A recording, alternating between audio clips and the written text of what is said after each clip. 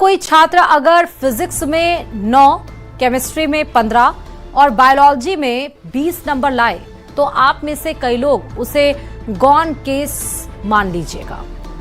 लेकिन अगर जेब में पैसे हों तो वो छात्र धरती का भगवान कहलाने वाला डॉक्टर बनने के भी निकल सकता है। जरा सोचिए, जिस छात्र को बायोलॉजी की बुनियादी समझ तक नहीं थी, उसे डॉक्टर बनाने के लिए उसके पिता ने कथित तौर पर 10 लाख रुपए में नीट का पेपर खरीदा था। रिपोर्ट देखिए।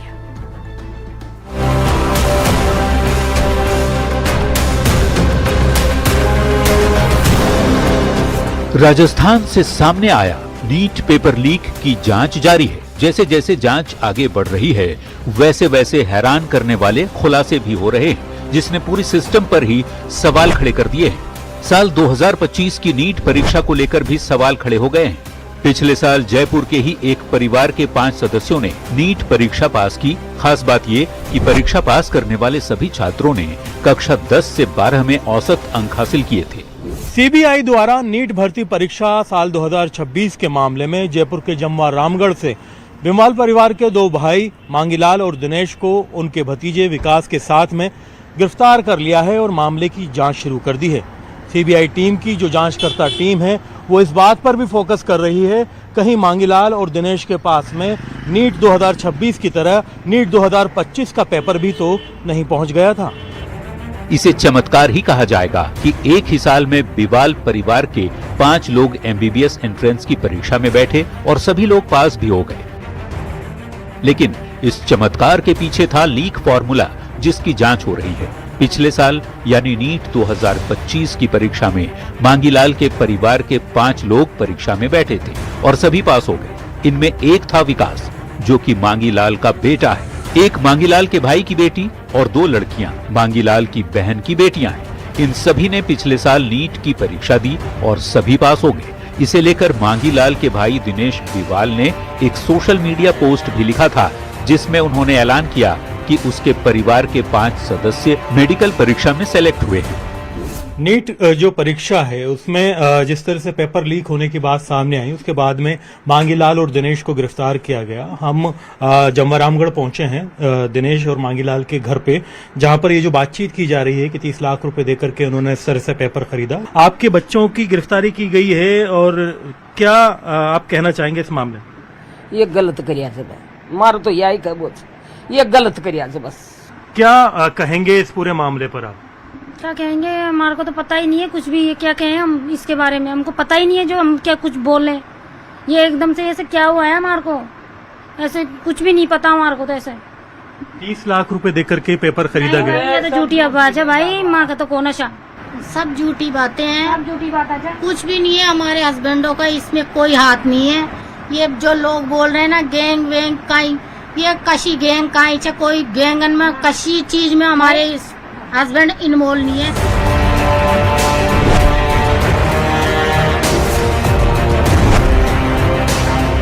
कभी भेड़ बकरियां चराकर गुजर बसर करने वाला यह परिवार आखिर कुछ ही वर्षों में करोड़ों की संपत्ति और राजनीतिक रसूख तक कैसे पहुंच गया, इसे लेकर पूरे इलाके में सवाल उठने लगे। चौपालों, चाय की थड़ियों और सोशल मीडिया तक एक ही चर्चा है, आखिर इतनी तेजी से यह साम्राज्य कैसे खड़ा हुआ।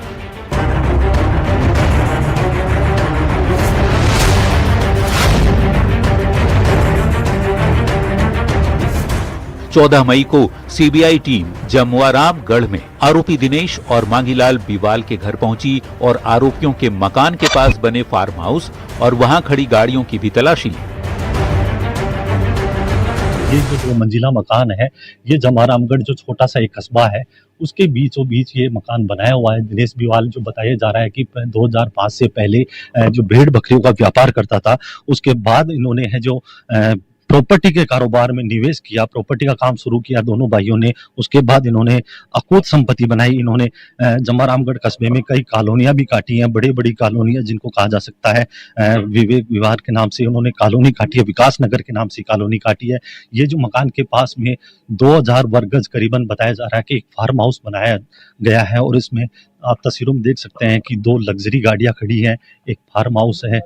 तस्वीरों में साफ तौर पे देखा जा सकता है किस प्रकार से इन्होंने एक छोटे से व्यापार के बाद जो प्रॉपर्टी में निवेश किया, उसके बाद ये कहा जा रहा है कि ये पूरी संपत्ति बनाई है। ऊपर जो 2 मंजिला मकान है, तस्वीरों में साफ तौर पे दिखाई दे रहा है कि ये 2 मंजिला मकान जो दिनेश बिवाल और मांगीलाल बिवाल है, दोनों भाई यहीं रहते थे। इनके जो 5 सदस्य हैं, 2025 की जो नीट परीक्षा थी उसमें भी उनका चयन हुआ था, वो भी अब जो चयन प्रक्रिया है वो सवालों के घेरे में है, संदेह के घेरे में है।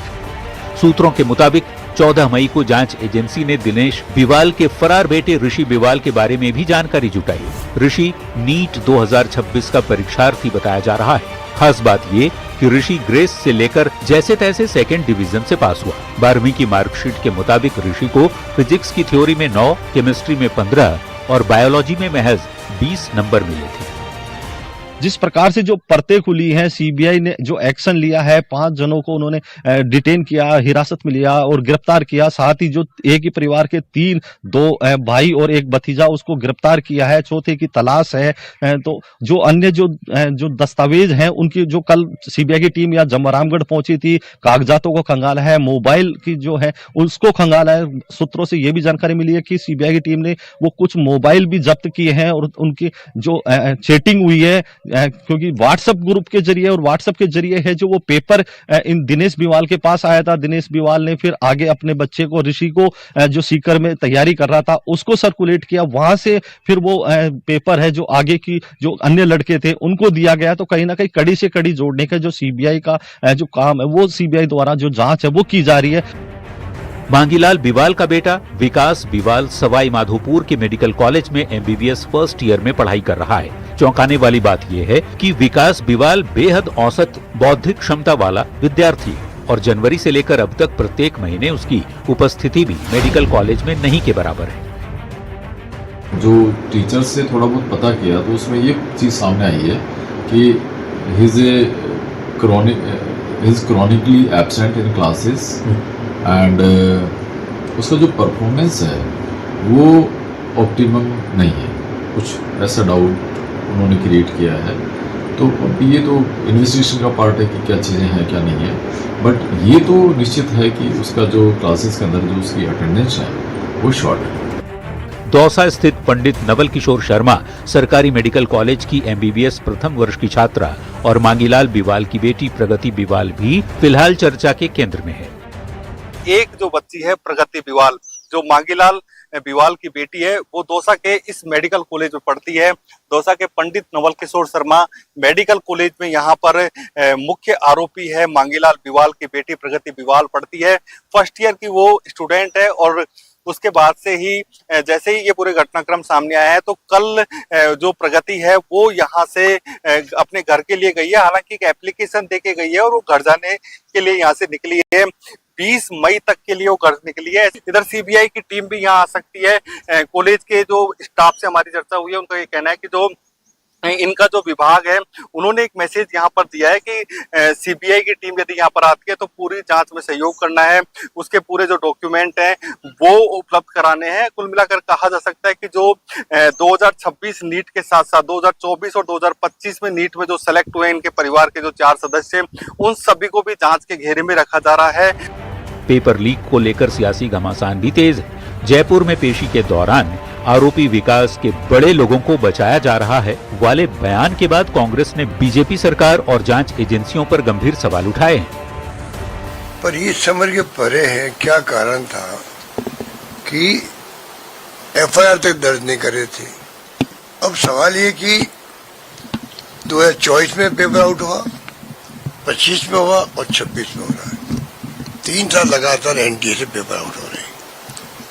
जब तक आप तय में नहीं जाएंगे तो ये आगे भी ऐसी स्थिति बनती जाएगी। स्पेशल ऑपरेशन ग्रुप ने पहले ही कह दिया कि पेपर लीक हुआ है, हुबहू हुआ है। फिर सरकार के दबाव में बार बार पुलिस अधिकारी बयान बदल रहे थे। पेपर लीक हो गया, अब आपको मानना पड़ा क्योंकि पेपर लीक हुआ है। पेपर लीक हो गया, ये इसके लिए बीजेपी की सरकार जिम्मेदार है। बीजेपी के लोगों बड़ी बड़ी बातें करते हो। इस 10 साल में लगभग 100 पेपर आपके राज्य में लीक हो गए। आप कर क्या रहे हैं? एक ओर जहां कांग्रेस बीजेपी पर हमलावर है तो दूसरी ओर बीजेपी ने कांग्रेस के आरोपों को राजनीति से प्रेरित बताया है। हमारे यहाँ जीरो टॉलरेंस है, किसी को माफ करेंगे नहीं, चाहे कोई भी व्यक्ति क्यों नहीं हो, कितना ही नजदीकी क्यों नहीं हो। कानून का काम करेगा, दोषी को दंड दिया जाएगा। किसी को बचाने का प्रयास हम कतई नहीं करते, सवाल ही नहीं होता। फिलहाल गिरफ्तार आरोपियों के बयानों और तकनीकी सबूतों के आधार पर जांच आगे बढ़ रही है। चूंकि यह मामला देश के लाखों छात्रों के भविष्य से जुड़ा है, इसलिए एजेंसियां हर कड़ी को बारीकी से जोड़कर देख रही है। Bureau report, news 18 Rajasthan.